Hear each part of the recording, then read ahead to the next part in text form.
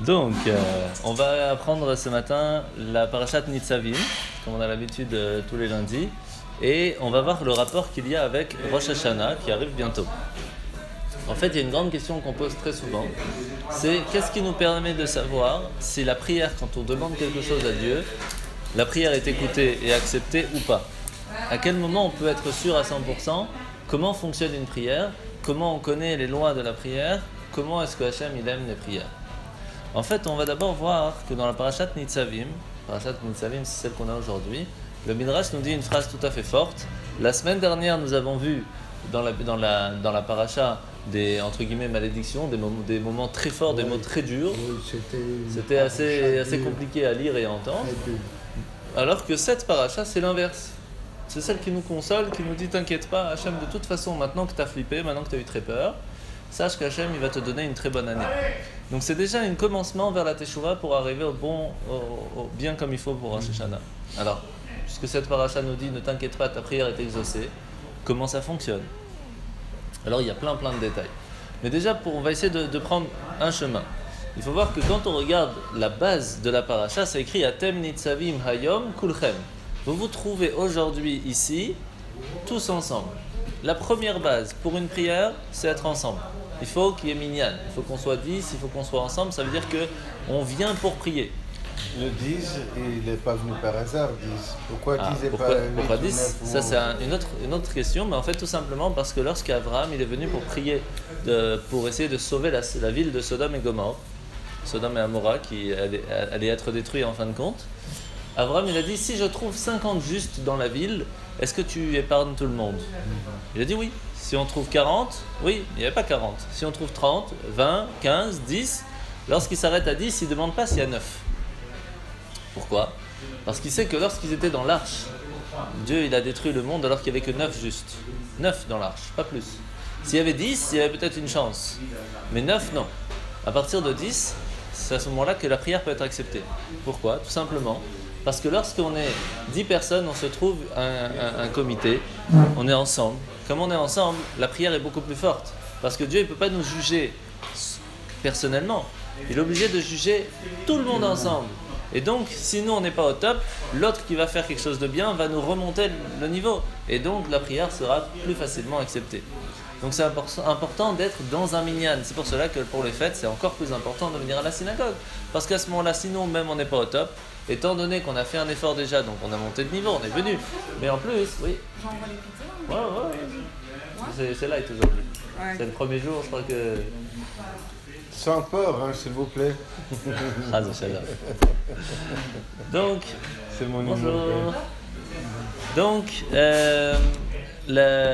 qu'est-ce qui s'est passé? Abraham, il a demandé à ce que ce soit 10. Et lorsqu'on est 10, Hachem, il nous permet d'écouter la prière de chaque personne ensemble. Et même si nous, on n'est pas au top, tout le monde ensemble va permettre de remonter le niveau et la prière est acceptée. C'est pour ça que c'est très important d'être d'abord kulchem.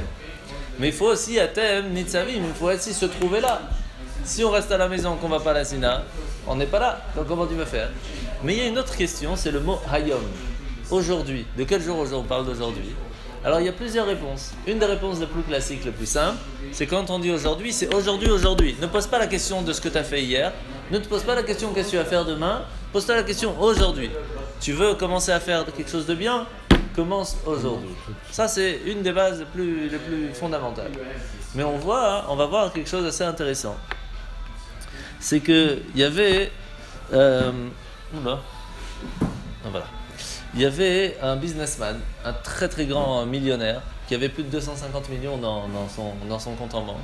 Il était à Manhattan en train d'essayer de faire un grand projet. Et lorsqu'il arrive pour faire son grand projet, il a trouvé un terrain magnifique pour faire 3 grands buildings. Sauf qu'il fallait l'acheter 500 millions, un demi-milliard de dollars. Le problème, c'est qu'il n'avait que 250. Alors il prend son jet privé, il arrive en Israël, il va au Kotel, et là il commence à pleurer Hachem, s'il te plaît, j'ai besoin de 250 millions. J'ai besoin pour ce projet, c'est trop important, j'ai besoin de 250 millions. Et juste à côté, il y a quelqu'un un peu pauvre, fatigué, qui est là à côté du Kotel et que lui il pleure, il fait Hachem, s'il te plaît, j'ai besoin de 200 shekels. S'il te plaît, je ne sais pas comment faire pour payer mon électricité, j'ai besoin de 200 shekels. Et là, le millionnaire, il se tourne vers lui, il fait « Mais prends tes 200 shekels, arrête, t'es en train de casser le marché, laisse-moi tranquille avec lui qui s'occupe de moi. » on voit que la prière de ce petit, entre guillemets, de cette personne qui a demandé ces 200 shekels, tout de suite la prière était venue. Et Hachem, il a fait amener quelqu'un d'Amérique pour lui donner ces 200 shekels. Pourquoi? Parce qu'il a prié, il a demandé. Donc en fait, on ne sait pas à quel moment la prière est demandée. Et il ne faut pas croire que là on parle d'un marché où moi je dis plus, moi je dis moins, enfin, laisse-moi, moi je vais recevoir moi la bénédiction. Ça ne marche pas comme ça. À partir du moment où on a la force de venir de demander, déjà c'est déjà une force. Déjà on est sûr d'avoir été écouté. Alors comment ça fonctionne? C'est en grande partie c'est la foi. La foi de savoir que si on prie, on peut changer le mazal. Si on demande quelque chose, on peut changer le goral. Il y a quelque chose qui a été choisi. Tu veux répondre? Non, je reste silencieux. Non. La force de savoir qu'à partir du moment où on sait que par exemple il y a des problèmes aujourd'hui, il y a un souci, on n'arrive pas à arranger l'histoire, si on sait, on a la foi, on sait à 100% que lorsque Hachem, on va lui prier, on va lui demander, et on sait qu'il va nous aider, ça même qu'on a confiance en lui, ça permet de tout changer. Mais il faut avoir cette foi, il faut avoir cette croyance que lorsqu'on prie, la prière peut changer le goral d'une personne. Alors, Gilles Benisti, ouais. Tu connais ou pas? Ouais. Il me disait, il suffit de demander à Dieu pour recevoir. Exactement. J'ai une anecdote, si je peux prendre 30 secondes de ton temps. Avant, je vendais des costumes. Et un client verse m'appelle pour m'acheter un costume. Et simultanément, Izzy Moscovitch, le fils du traiteur Moscovitch, m'appelle pour demander un 4e jour de tennis. Je dis, ça, c'est pas le fruit du hasard. Je dis, bon, je vais en Anvers, c'est sur le chemin, je commence à parler à Dieu, après la leçon que j'ai eue de Gilles. Je lui dis, Dieu, s'il te plaît, je voudrais vendre 2 costumes, pas un, parce que c'est quand même... C'est loin. Je l'ai vendu déjà 100 €, c'est pas... Et je dis, accessoirement, je voudrais gagner parce que j'aime pas perdre au tennis. J'ai vendu 2 costumes et j'ai gagné au tennis. Sur le retour, je téléphone à Gilles, je raconte l'histoire et il me dit, et tu mets encore l'existence de Dieu? Bah oui. En point d'interrogation. Bien sûr. Elle est mignonne, non, l'histoire? Ah bah ça, ouais. C'est quand ça nous arrive, c'est autre chose, c'est plus fort. Donc, comme tu as dit, la tefila, elle fonctionne, la prière, elle fonctionne, mais pour ça, il faut vraiment lui parler, tout simplement, il faut lui demander. Lorsqu'on lui demande vraiment, on sait qu'on est écouté. Alors, d'abord, on va essayer de savoir, quand on parle de la prière... Mais pardon. Ouais. Quand le Yetzer Hara est là, et que tu sais que tu vas faire quelque chose que tu ne dois pas faire, ouais. Pourquoi quand même tu le fais? Alors ça, que tu penses à Dieu, tu as la chance d'avoir un rabbin qui te donne journalièrement des messages. Et comment ça se fait? Qu'on tombe quand même. Qu'on tombe quand même et qu'on sait qu'on ne fait pas bien, qu'on le fait quand même. Que c'est la nourriture, Hachem nous dit, j'ai mis un virus dans le monde qui s'appelle le Yetzer Hara. L'antivirus, c'est l'étude de la Torah. Donc là, on est en train d'étudier la Torah, on est en train de mettre en marche notre antivirus. Ça ne veut pas dire qu'il va marcher toute la journée, mais déjà, il va marcher une bonne partie de la journée. Et après, si tu sens que tu es en train de tomber, alors il faut étudier. Parce que l'antivirus du Yetzer Hara, c'est l'étude de la Torah. Pas plus compliqué. Excuse-moi. De quoi? De t'avoir interrompu. Mais non, mais tu as posé une question, je te réponds. Donc, comment on sait quelle prière, comment la prière fonctionne, comment on devrait prier? Et tout ça, c'est simple. Quel est le jour de la prière? Le jour le plus important de la prière, c'est Rosh Hashanah. Rosh Hashanah, et c'est pour cela que ça tombe toujours la paracha d'avant Rosh Hashanah, la paracha Nitzavim. Parce que paracha Nitzavim, c'est écrit, vous êtes aujourd'hui devant moi tous ensemble. De quel jour on parle? De Rosh Hashanah. Lorsqu'on dit le mot Hayom dans la Torah, nous sommes aujourd'hui. Aujourd'hui, c'est le jour de Rosh Hashanah. Et plusieurs fois, on va voir après dans le texte que quand on dit nous sommes aujourd'hui, ils sont venus aujourd'hui dans tout le texte, dans toute l'histoire de la Bible. Quand on dit le mot aujourd'hui, on parle de Rosh Hashanah.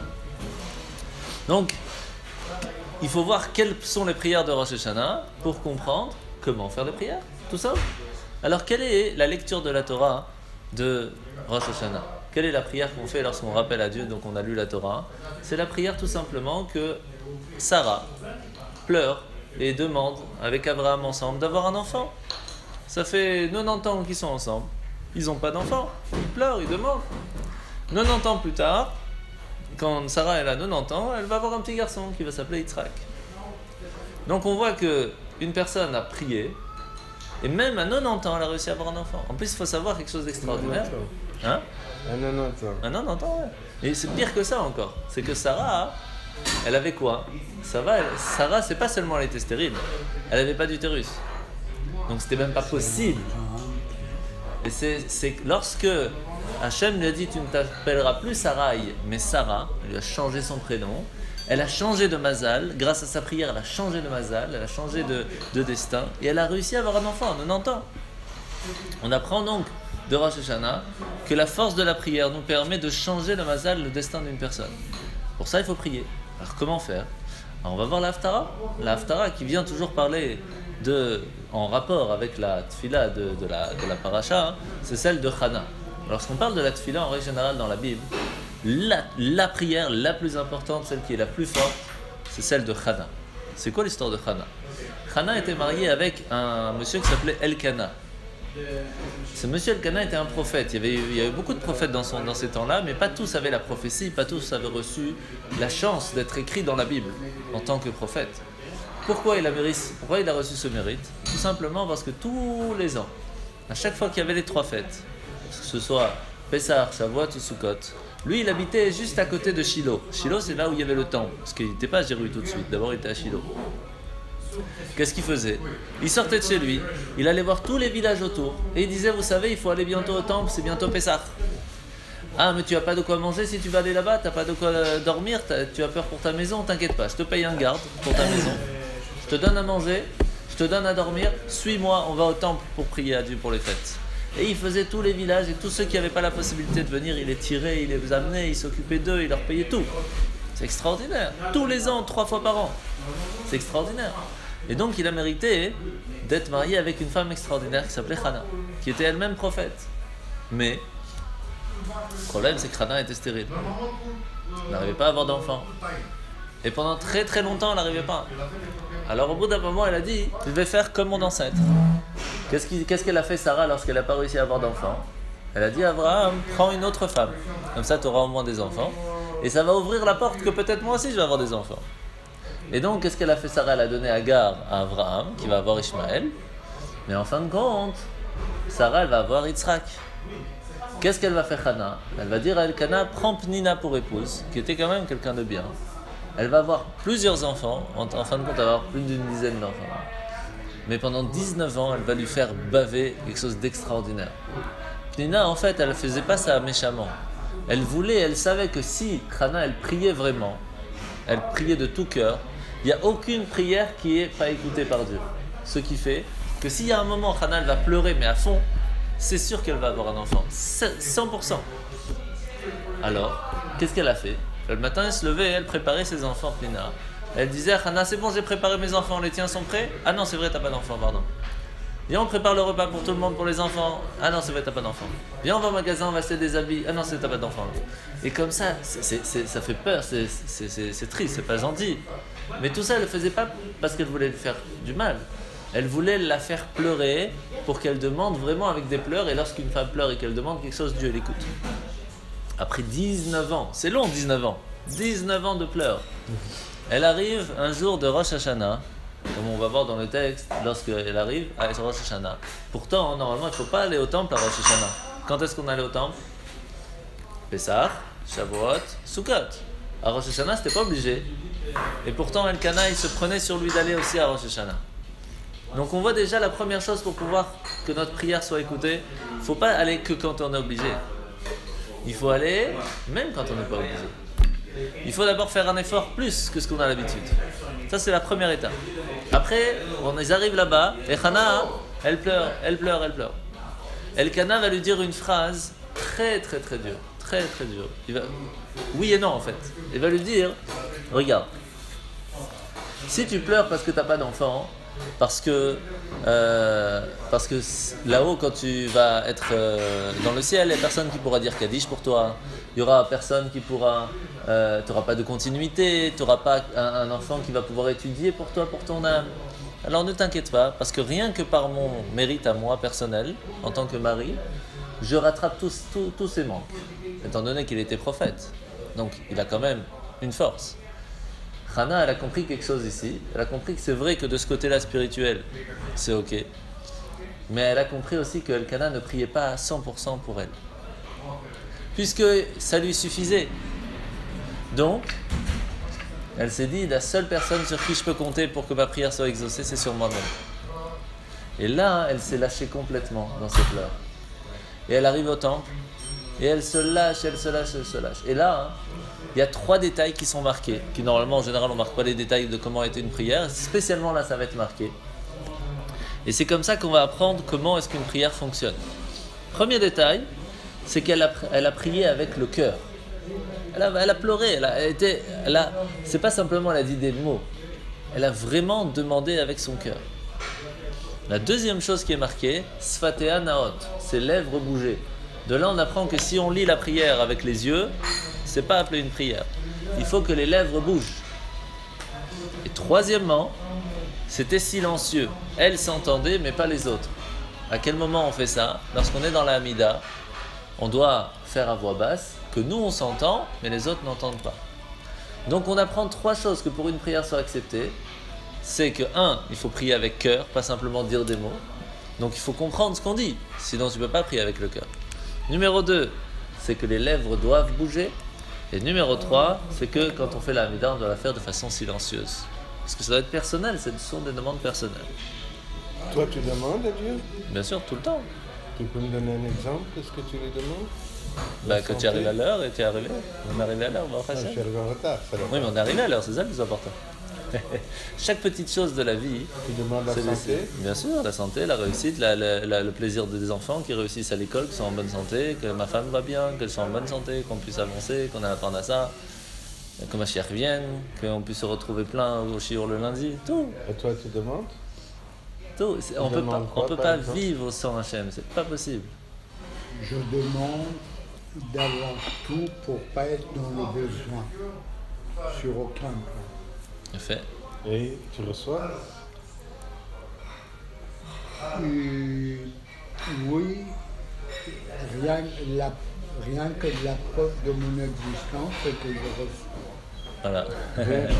La preuve qu'il est là avec nous, c'est qu'il reçoit. La preuve que je suis là, c'est que je reçois. Mais tu lui demandes en parlant ou en priant? Ou les deux? Ça peut être les deux, hein. T'as pas besoin de spécialement prier pour lui parler. Tu parles avec lui en ligne directe? Oui, mais à voix basse, je m'entends. Les vidéos sont là, magnifique. Pour ceux qui ne sont pas avec nous là maintenant, vous nous entendez, et ben nous on va bien manger.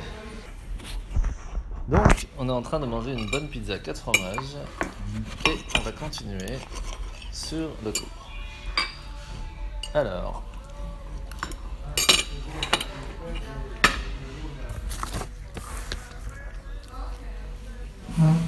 donc pour revenir à nos moutons, on a Hana qui a prié numéro 1 avec le cœur, numéro 2, les lèvres ont bougé, et numéro 3, c'était silencieux. Sur ça, on a bien sûr la question qui se pose, pourquoi c'est spécialement celle de Hana qui est mise en valeur? On a quand même la prière d'Abraham et Sarah qui ont eu un enfant.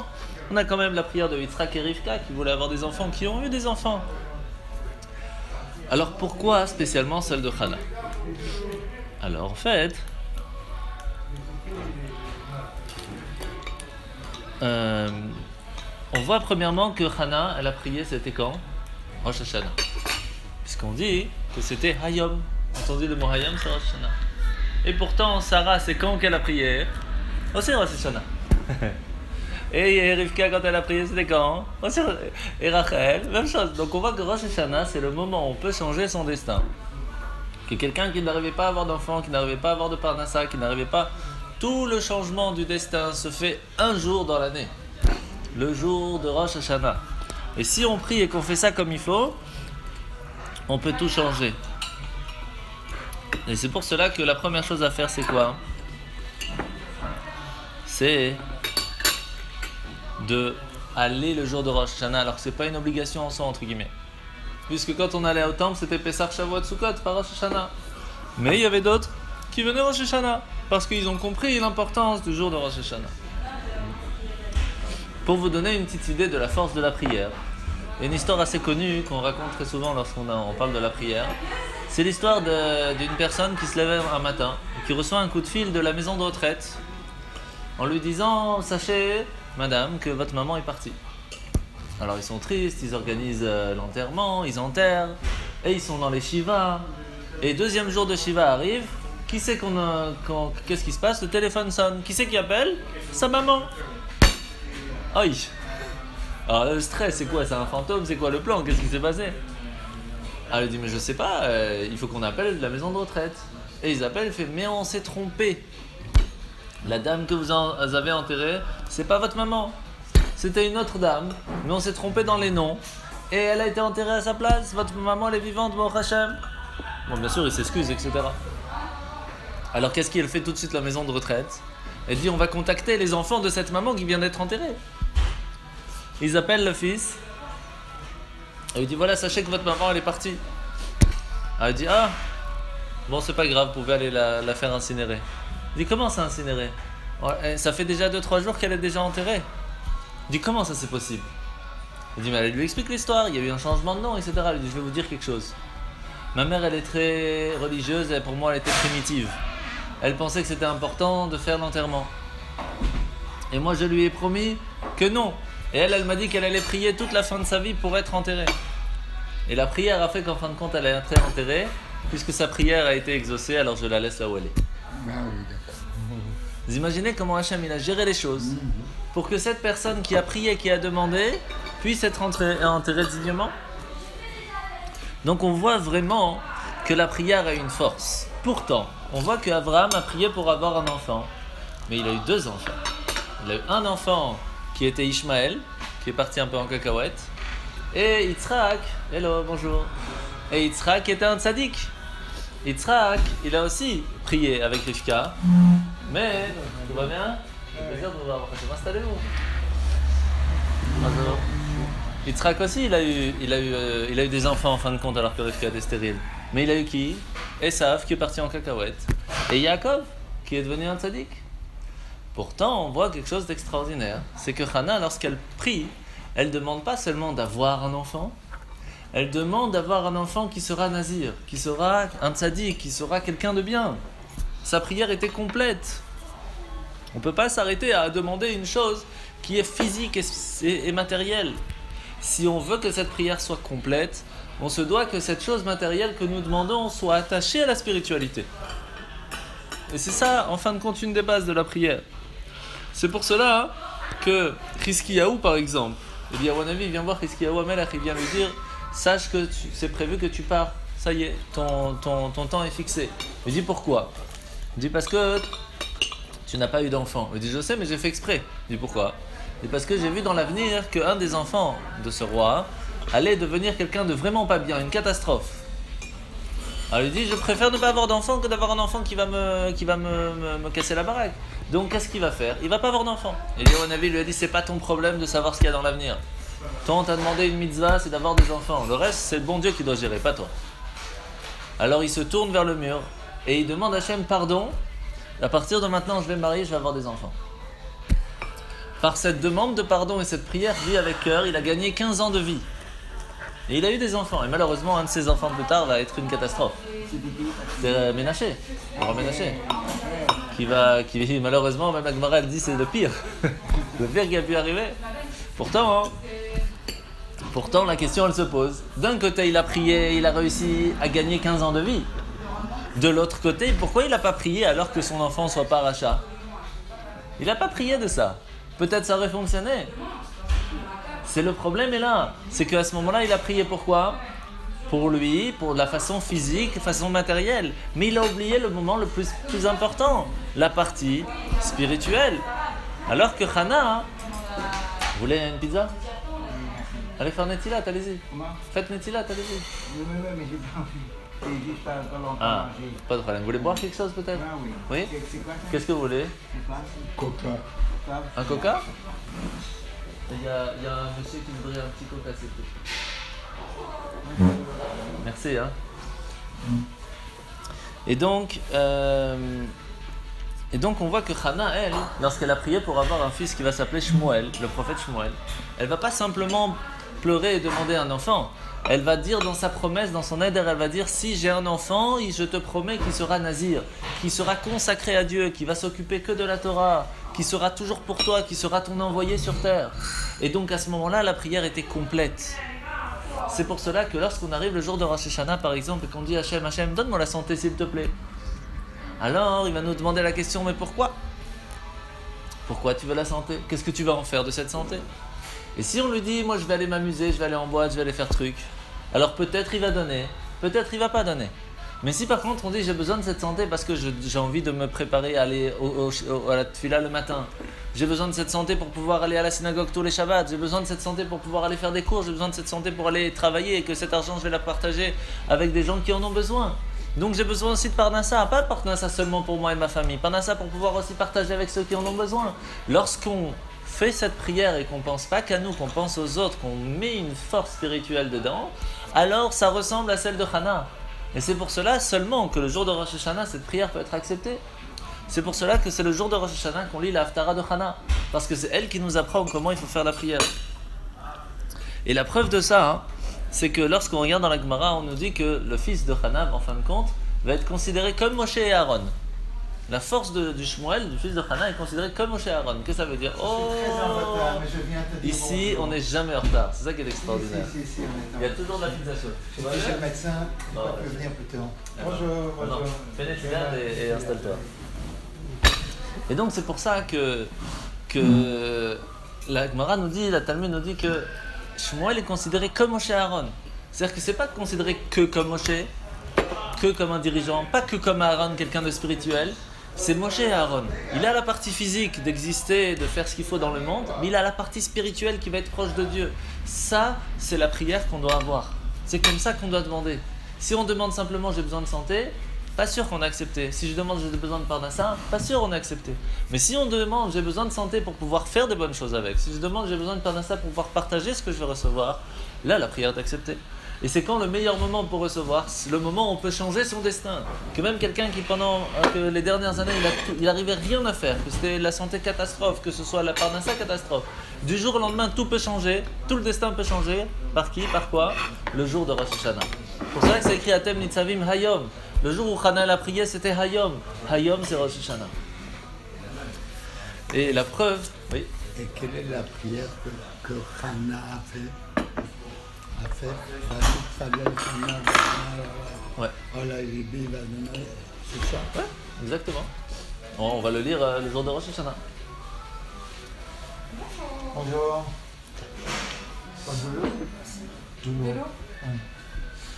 Et donc, c'est pour cela qu'on voit une force extraordinaire, que lorsqu'une personne prie et demande vraiment avec cœur, elle peut arriver à point que Dieu il est obligé de lui donner. Comment c'est possible ? Moshe Rabbeinu, Moïse, il se trouve devant la terre d'Israël, il voit la terre d'Israël, il est attiré par la terre d'Israël, il est sorti d'Égypte, il a tout fait pour y arriver. Il arrive le jour où il va rentrer en Israël, et Hachem il lui dit, écoute-moi mon grand, salut, ça va ? Forme ? Hachem, tu veux une pizza ? Si tu t'installes là, tu écoutes le shiur, tu as la pizza, comme tu le sens. Moi je dois partir après. Alors vas-y alors.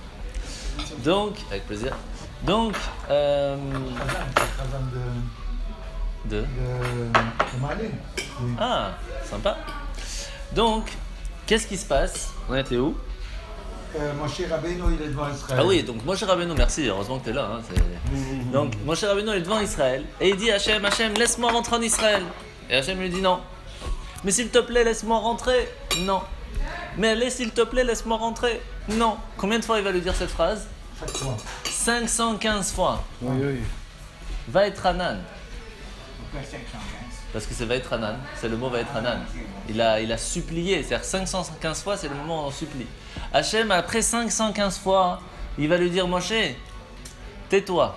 Stop. Si tu me demandes encore une fois, je serai obligé de te laisser rentrer. Parce que quand on demande plus que 515 fois, plus que la supplication, plus que d'habitude, on prie vraiment avec le cœur, la prière est obligée d'être acceptée par Hachem. Obligée. On l'oblige à faire des choses.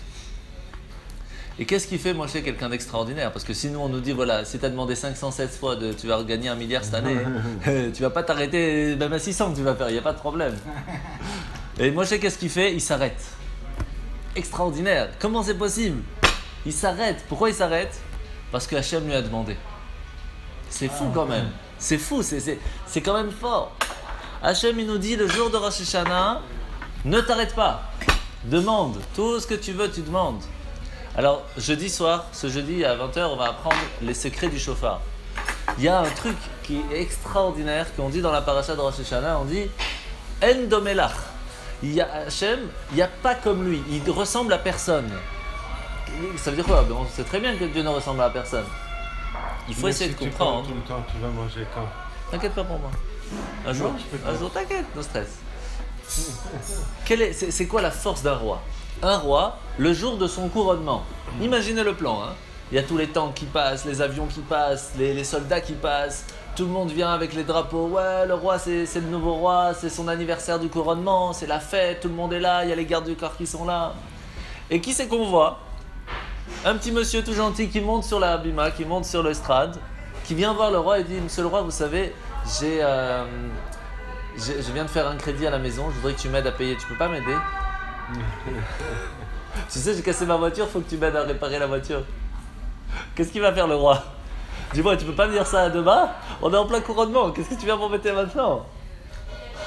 Le jour de Rosh Hashanah, les anges, ils sont là en train de chanter les louanges d'Hachem, c'est le couronnement de nouveau du monde d'Hachem, le couronnement.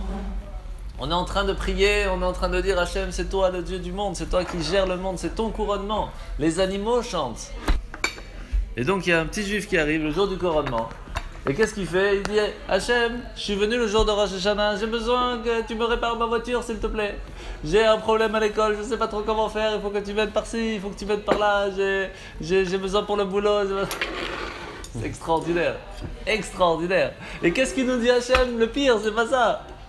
En domelach. Hachem il nous dit viens et demande tout ce que tu as besoin. C'est le jour de Rosh Hashanah, mon couronnement. Taisez-vous tout le monde. Il y a un de mon peuple qui vient me demander quelque chose, je vais l'aider. Vous imaginez ce que ça veut dire? Il n'y a pas un autre roi comme ça. Impossible, inimaginable. Ça, c'est la force de Rosh Hashanah. Ça, c'est la force que ce jour-là de Rosh Hashanah, on peut tout demander. On peut tout changer. Alors c'est sûr que le jour de Rosh Hashanah, on arrive et on demande des choses qui sont entre guillemets matérielles. C'est un peu tristounette, alors que c'est un jour où on peut demander beaucoup plus que le matériel. Mais si déjà on vient pour demander matériel, c'est déjà pas mal. Mais si on veut recevoir le matériel, il faut qu'il soit toujours, comme on a dit, attaché à la spiritualité. Si on demande j'ai besoin de la santé, c'est pas sûr qu'on ait écouté. Mais si on dit j'ai besoin de la santé pour pouvoir le matin aller à la synagogue, ou j'ai besoin de la santé pour venir le lundi à la mozzarella, alors on a la santé, sûr, parce qu'on a demandé pour une raison qui est bien. Donc Hachem, pourquoi ne va pas nous la donner? Si je dis Hachem, j'ai besoin de parnassa, j'ai besoin de gagner de l'argent, pourquoi? Parce que j'ai besoin pour pouvoir partager aussi avec ceux qui n'en ont pas. C'est sûr qu'on le reçoit. Mais si on dit simplement c'est pour sortir en boîte, c'est un autre problème. Donc, la raison pourquoi est-ce qu'on attache la matérialité fait toute la... Dis-moi, j'ai entendu qu'on disait que Moïse n'a pas pu rentrer en Israël parce qu'il y a eu le veau d'or. Il était puni. Pas pour le veau d'or. Que Dieu lui a dit, comme il y a eu le veau d'or, tu ne pourras pas, tu verras la terre d'Israël, tu ne rentreras pas dans la terre d'Israël, mais ton peuple pourra rentrer, mais toi pas. Alors, c'est pas ce qui est écrit, c'est écrit qu'il n'a pas pu rentrer parce qu'il a tapé le rocher. On avait appris ça la dernière fois. Ah oui. Ah, il a tapé le rocher. Il a tapé le rocher, oui. Il devait parler au rocher, et il a tapé au rocher à la place. Et c'est à cause de ça qu'il n'a pas pu rentrer. On avait expliqué déjà la semaine, avant les vacances, que lorsqu'ils sont rentrés dans le désert, Dieu lui a dit tape le rocher. À ce moment-là, il a tapé, l'eau est venue, et Dieu lui a dit de taper. Sauf que juste 40 ans plus tard, enfin à peu près, 39. Ah oui, la première fois, c'est Hachem, il dit, quand il rentre dans le désert à Mara, lorsqu'ils arrivent à Mara, il lui dit tape le rocher, et l'eau elle sort. Il a dit taper, t'as hacké donc. Mais 39 ans plus tard, lorsque Myriam elle part de ce monde, il n'y a plus d'eau. Et là, il lui dit pars le rocher. Et là, il a quand même tapé. Alors, c'est quoi la différence tellement entre l'un et l'autre? Il y a 39 ans, tu m'as dit de taper, ça a marché. Alors, je tape, qu'est-ce qu'il y a? Ça veut dire quoi taper le rocher? Il a pris son bâton, il a tapé le rocher. L'eau, elle est tombée. La réponse, la différence, elle est énorme. Quand ils sont sortis d'Égypte, c'était des esclaves. quand ils sont sortis d'Égypte, c'était des esclaves. La seule chose qu'ils savaient, qu'ils connaissaient comment fonctionner, tu tapes, je fais. Alors, Hachem, il a dit à Moshe, tu vas leur montrer comment ça marche. Je tape le rocher, l'eau, elle sort. Après 40 ans dans le désert, c'était plus ceux qui sont sortis d'Égypte qui étaient là, c'était leurs enfants. Leurs enfants, il fallait leur apprendre à, quand on fait la Torah, on doit le faire, pas en tapant, en parlant. Et Moshe, lorsqu'il arrive devant le rocher, à la place de parler, qu'est-ce qu'il fait? Il tape. Alors Hachem lui dit, tu es encore de l'ancienne génération, tu ne peux pas rentrer avec la nouvelle génération. Ce sera Yehoshua qui lui est de la nouvelle génération, qui lui va aider le peuple juif à rentrer en Israël. Toi, tu es encore de l'ancienne. C'est plus la même façon de travailler. Et je pense que je t'ai déjà posé la question, qu'il lui a dit que pour qu'on se souvienne de lui, on n'oublie jamais, que plus personne ne vivra plus vieux que lui. Lui, il a vécu 120 ans. On se fait ça. Non. Je sais pas. Sont mes cousins religieux d'Israël qui m'ont dit ça. C'est écrit que la seule raison pourquoi Moshe il est parti de ce monde, c'est parce que lorsqu'il y a eu, après le déluge, Moshe Hachem il a dit, voilà, à partir de maintenant on va fixer le temps limite à 120 ans. Et c'est pour ça qu'il est mort le jour même de sa naissance, 120 ans plus tard pile. Parce que Moshe était tellement pur, tellement magnifique, que la seule raison pourquoi son corps a dû repartir dans la terre, c'est parce qu'il y avait une malédiction depuis ce jour-là que le corps doit repartir en terre. Mais sinon, il devait rester. Il n'avait rien fait de mal de pouvoir... même l'histoire du rocher, c'est un mini détail. Hein. Enfin, nous, si nous on se compare à lui, on est mal barré. Donc Moshe, c'est vraiment 120 ans pile parce que c'est la seule raison pourquoi il devait partir. Ok? Donc maintenant, oui. Toute la génération de ceux qui ont fait le Vaudor, ceux qui avaient plus de 20 ans, ils sont tous décédés. Tous partis sauf deux. Yehoshua et Caleb. Alors, Yehoshua, il appartenait quand même à cette ancienne génération. Ouais. Et ça, c'est le seul. Parce que Hachem nous demande même d'être espion en Israël, mais de façon bien. C'est pour ça qu'il a envoyé Pinchas et Caleb. Donc, en fin de compte, la prière de Rosh Hashanah ne peut être acceptée que sous certaines conditions. La première, pour cela, on apprend ça de quoi? De Hannah. Alors, Hannah, on avait dit au tout début, elle a fait 3 choses qui a permis que sa prière soit exaucée. Numéro 1, elle a prié avec le cœur. Celui qui lit des mots, qui ne comprend pas ce qu'il dit, et qui... C'est comme si quelqu'un vient et dit, tu peux me passer 100 €? Tu as dit des mots, mais tu n'as pas mis aucun cœur. Par contre, tu viens, s'il te plaît, j'ai vraiment besoin de 100 €. C'est déjà autre chose. Et si vraiment tu es en train de pleurer, hein, qui ne va pas te donner? Quelqu'un est en train de pleurer, tu ne vas pas lui donner? Mais si tu dis, j'ai besoin de 100 € et je te rembourserai. C'est pas la même chose. Ah, alors imagine. C'est bien. Alors comment on fait pour avoir ça chez Hachem? On me dit, donne-moi 100 €, je vais te rembourser. Comment? Et une partie, je vais donner aux pauvres. C'est comme ça qu'on rembourse à Dieu. C'est comme ça. C'est comme ça qu'on rembourse à Dieu. Et le pire, c'est qu'il ne nous demande même pas de donner 100 € sur ce qu'on va lui emprunter. 10% on doit donner. Alors demande 1 milliard, qu'est-ce que tu t'en fous? Bah oui, t'as 1 milliard près. En fait, t'es un rabbin drôle. Ah bon? C'est bon à savoir. Et tous les rabbins, ils ont comme ça un humour... Juif, ouais. Un humour qui n'existe nulle part ailleurs, d'ailleurs. Alors, pour ça, il faut comprendre, la deuxième partie, c'est qu'il faut aussi que les lèvres y bougent. Il faut savoir que pour pouvoir faire qu'une prière soit exaucée, il faut qu'on fasse une action. S'il n'y a pas d'action, la prière n'arrive pas à aller là-haut. Il faut la pousser. Et ça même que les lèvres bougent, ça s'appelle une action.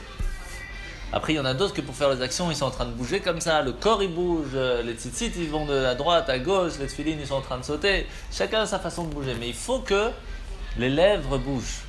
De l'autre côté, c'est aussi très très important. C'est la troisième chose. C'est qu'il faut que ce soit silencieux. Pas tout le monde doit écouter pas obligé. Il faut que ça vienne du cœur et que toi tu t'écoutes. Les autres pas spécialement. C'est pour cela que la Hamida, puisque ce sont des demandes personnelles, se doivent être silencieuses. Par contre, pour que les autres apprennent aussi à faire les prières, tout le reste est à voix haute, pour apprendre à faire les prières. C'est pas mieux de prier silencieux, un petit peu donner du... Exactement. Il faut quand même qu'on puisse s'entendre. Parce que quand on s'entend, on écoute et on comprend ce qu'on dit. Si on fait même comme ça, on ne sait même plus ce qu'on dit. C'est important de s'entendre. La même chose quand on va pour préparer à demander quelque chose à un roi, à un président ou à quelqu'un du fisc. Tu vas pas aller lui... Pour pouvoir rentrer au temple, pour aller... Ah oui, il fallait... Un mi-shekel. Un mi-shekel, voilà. Donc qu'est-ce qui se passe? Il nous faut aussi qu'on entende. Il faut préparer ces paroles. On arrive le jour de Rosh Hashanah, on ne sait même pas ce qu'on va dire, on ne sait même pas ce qu'on va demander. Ça la fout mal. Si tu prépares ton coup, tu es parti demander à l'avocat qu'est-ce qu'il faut demander, comment il faut demander, quel papier il faut montrer. Le jour de Rosh Hashanah, c'est le jour où on est jugé. On peut demander tout ce qu'on veut, mais on est quand même jugé. C'est un moment où on flippe. Et si vous venez jeudi soir au Shiur à la Yeshiva à 20h, vous allez voir qu'est-ce que c'est. Le jour de Rosh Hashanah, c'est pas un jour si facile. Donc, c'est pour cela qu'il y avait un Rav très connu dans le Talmud qui raconte qu'un jour, il y a le prince romain qui passe dans la rue et qui le voit en train de prier. Et il était en train de prier silencieusement. Et il lui dit bonjour. Et lui, il répond pas. Pourquoi? Parce qu'il était en train de faire la mida. Alors il attend. Et après, quand il a fini sa mida, il a dit, je vais te jeter en prison. Je te dis bonjour, tu me réponds pas. Le rabbi lui dit, je vais te poser une question. Imagine que tu es dans la salle du trône. Il y a le roi qui est à côté de toi. Et puis, il y a un ami à toi, aussi très très important, un prince, qui vient et qui est en train de te dire, salut, comment ça va, comment c'était hier? Tu veux dire, le roi, je suis devant le roi. Après, pas maintenant.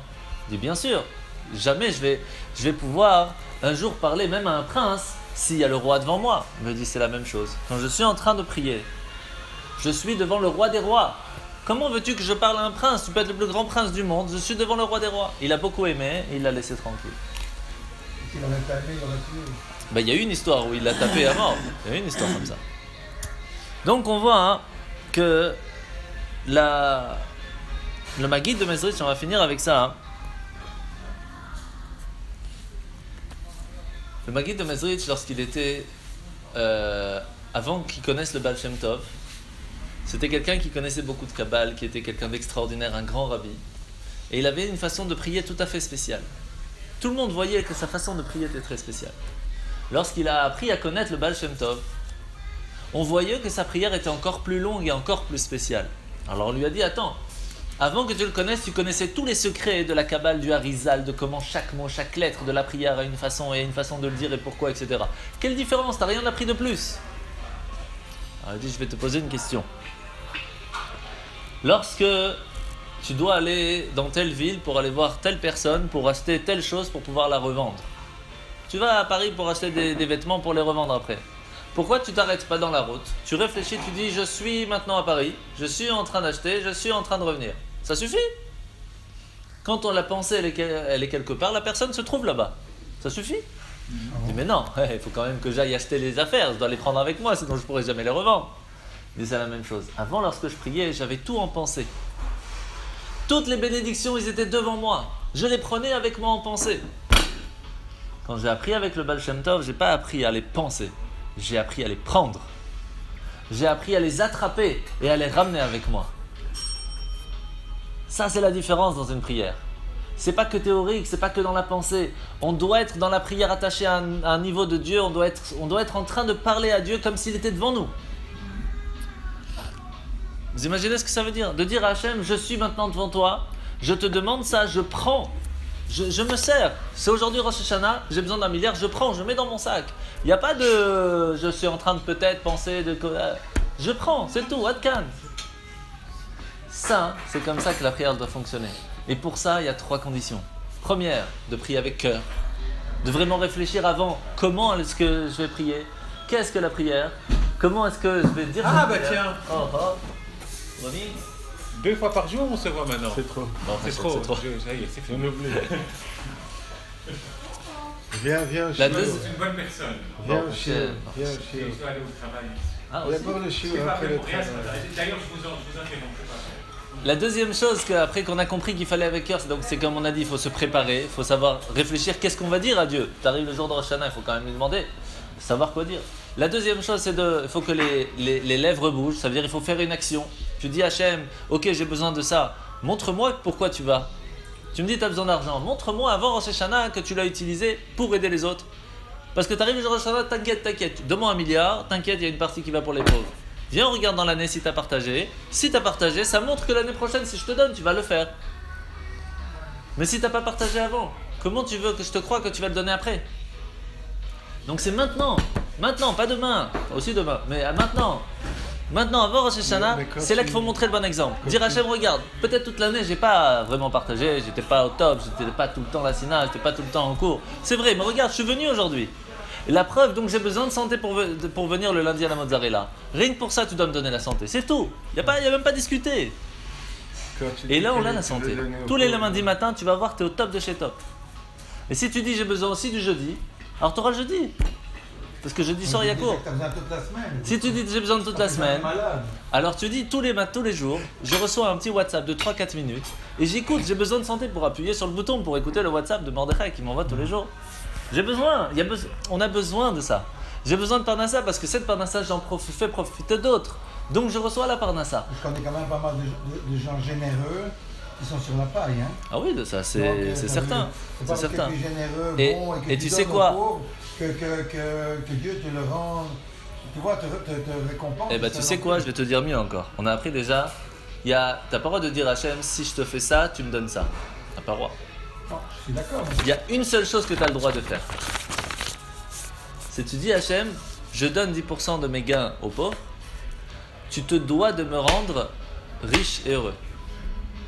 Tu peux le tester. C'est la seule chose qu'Hachem il te dit, tu veux me tester, tu as le droit sur ça, il n'y a pas de problème. Tu donnes le maaser, tu peux me tester, tu seras sans problème de ta parnassa. Donne maaser, je te promets 100% qu'il n'y aura pas de problème. Donc, tu peux le tester. Les juifs religieux qui font de tzedaka devraient être riches. Alors qu'est-ce que c'est être riche? Oui, spirituellement, sûrement. Non, même matériellement. C'est quoi être riche? Tu sais, il y a des gens qui sont Blainara qui ont 50 maisons partout dans le monde. Ils veulent encore qu'ils n'ont jamais profité une seule journée de leur maison.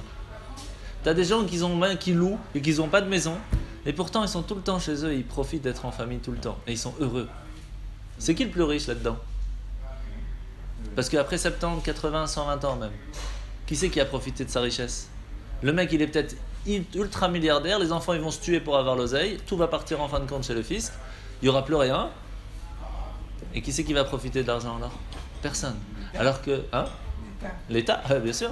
Alors que la personne qui a peut-être pas des tonnes, mais qui va en fin de compte profiter d'être avec ses enfants, d'être avec sa femme, d'être en famille, de faire Shabbat comme il faut, etc. Lui, il va profiter.